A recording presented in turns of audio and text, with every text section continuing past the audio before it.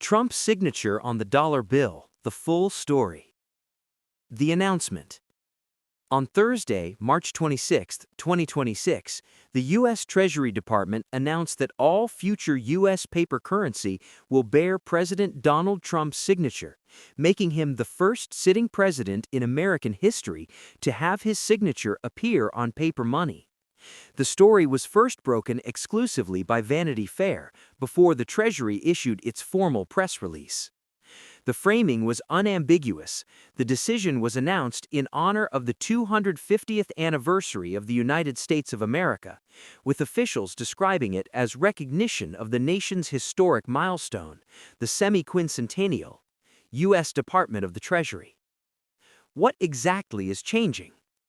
Trump's signature will appear on U.S. paper currency alongside Treasury Secretary Scott Bessent's, but critically, it comes at the direct cost of another tradition. The Treasurer of the United States signature is being removed from U.S. money for the first time in 165 years. The overall designs of the bills themselves will not change. The only modification is Trump's signature replacing the Treasurer's. The first $100 bills bearing Trump's and Bessent's signatures will be printed in June, followed by other denominations in subsequent months. The Bureau of Engraving and Printing is currently still producing notes carrying the signatures of former Treasury Secretary Janet Yellen and former Treasurer Lynn Malarba. Malarba will be the last in an unbroken line of U.S. treasurers whose signatures had appeared on federal currency since 1861. Breaking a 165-year tradition. To understand the full weight of this move, you have to go back to the Civil War era. In 1862, Congress authorized the Treasury Secretary to design and print paper currency, the so-called greenbacks, to finance the Civil War.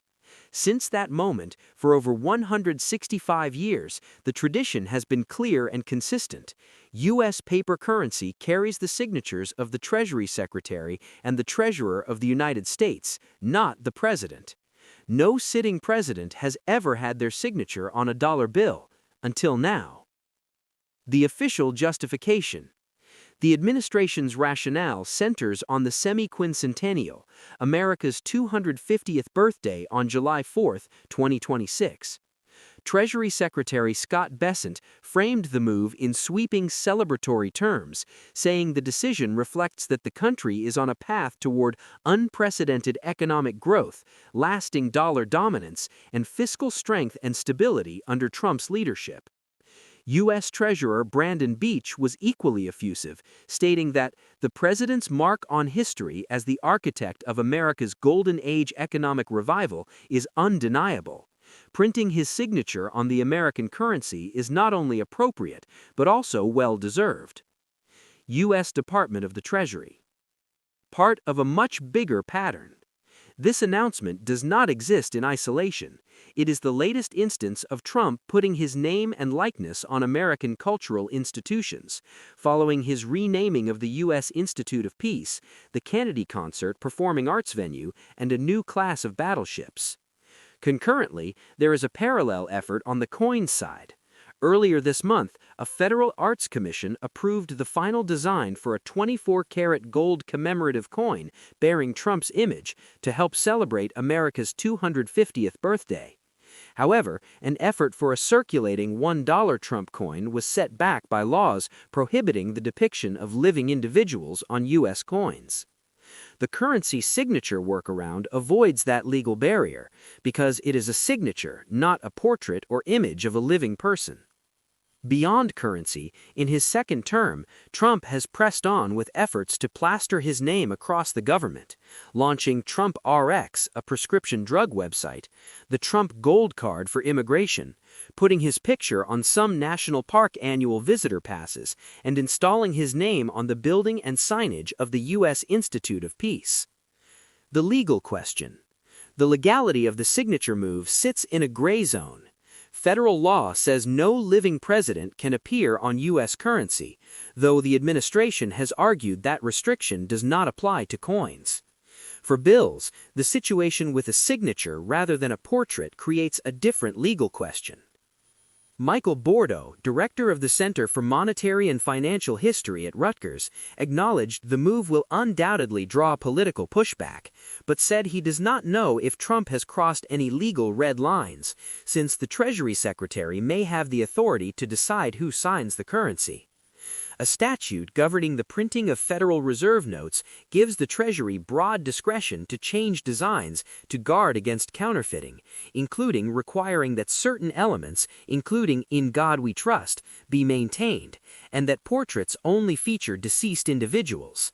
A signature is not a portrait, which is likely the legal basis the administration is relying on. Political blowback. Democrats wasted no time in pushing back. Democrats in Congress have introduced legislation to prohibit any living or sitting president from being featured on any U.S. currency. Democrats also criticized the move in part because the announcement comes as Americans are facing rising costs at the grocery store and the gas pump, framing the currency signature as a vanity exercise at a moment of genuine economic anxiety for ordinary Americans. The historical verdict. Interestingly, not all reactions to this story are purely political. Bordeaux noted that many years from now, those bills will be collector's items, suggesting the historical novelty of the currency could actually give these bills long-term numismatic value, regardless of where one stands politically. What is beyond dispute is the historical weight of the moment. Starting in June 2026, every new American dollar bill rolling off the Bureau of Engraving and Printing Presses will carry Donald Trump's name, ending a 165-year tradition and cementing what is arguably the most literally ubiquitous presidential branding exercise in American history.